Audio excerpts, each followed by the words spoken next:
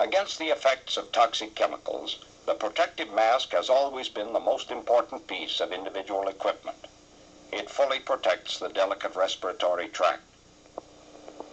But there are several chemical agents which have a percutaneous effect. By absorption through the skin, they can cause casualties or even death. Nerve gases are so toxic that a very small amount of the liquid in contact with the skin can have a casualty effect. For these, the protective mask alone is not sufficient. The whole body must be protected with combat clothing which has been specially treated. After exposure to chemical attack, even though protective clothing and masks are worn, further precautionary action may be necessary to prevent casualties.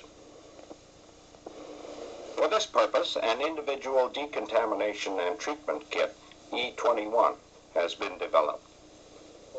A dusting bag contains a decontaminating chemical and a small capsule of agent-indicating dye.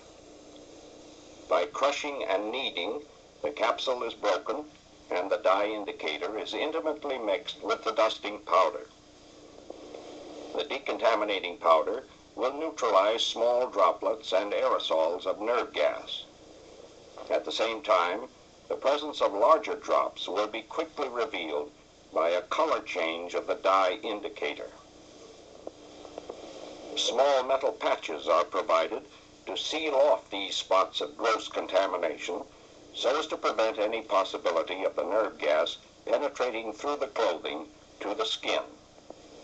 The decontaminant is also applied to pieces of individual equipment to prevent secondary contamination which might result from handling the equipment. Blotting cloths are provided for removing any of the liquid agent which may have splashed on the skin. The affected skin area is then swabbed with a small bag of decontaminating material which has been moistened with water. The E21 kit can be used to decontaminate mustard as well as the nerve gases. It is scheduled to undergo final engineering tests in the fourth quarter of FY60.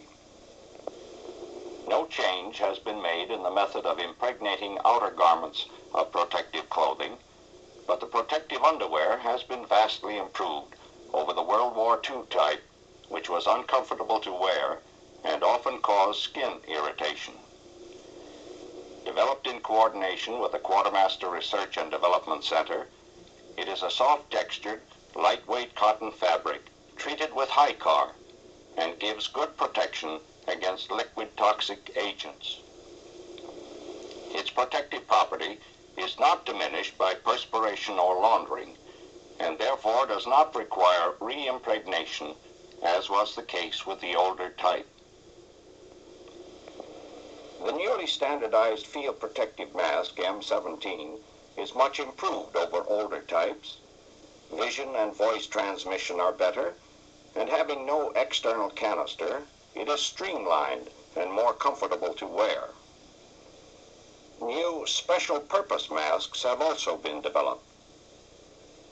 For the helicopter pilot is the E75 mask, which provides unrestricted vision and is fitted with a special dynamic microphone for aircraft radio communication. Of similar design is a special mask for armored personnel with an added feature for the comfort and efficiency of the tank crew. Provision is made for connecting the individual's canister to a large central canister in the tank.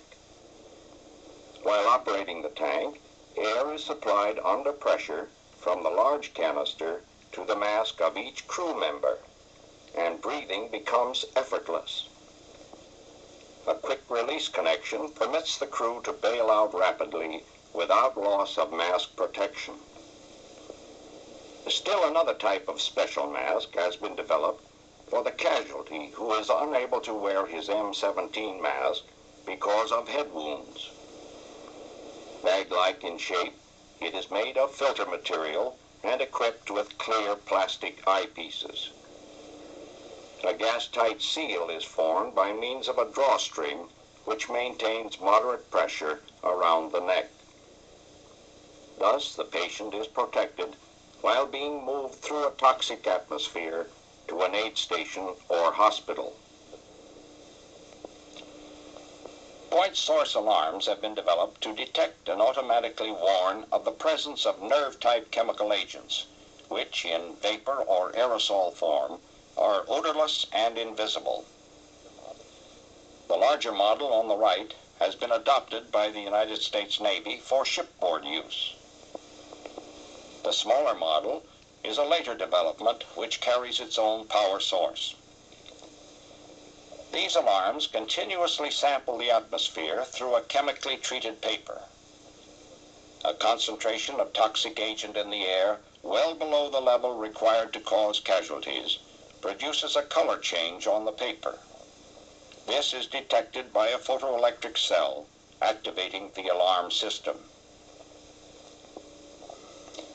Mouth-to-mouth resuscitation is a newly developed technique of artificial respiration. In addition to medication, nerve gas casualties often may require aid in breathing. With one hand, the operator raises the patient's chin to open up his throat and upper airway. With the other hand, she holds his nose closed. Then she takes a deep breath and inflates his lungs, just like blowing up a balloon. The gauge at the upper right registers the percent oxygen saturation of the blood, as measured by an ear oximeter. Note how it falls off when the worker stops the treatment. This patient is quite incapable of breathing by himself, and without artificial respiration, the oxygen saturation of his blood soon drops to a low level. When the treatment is resumed, the oximeter reading rapidly returns to normal. The basic scientific groundwork for mouth-to-mouth resuscitation was performed by the Chemical Warfare Laboratories, and the clinical research was conducted under the auspices of the Army Medical Service at Baltimore City Hospital. It is expected that this method of artificial respiration will be adopted by the armed forces.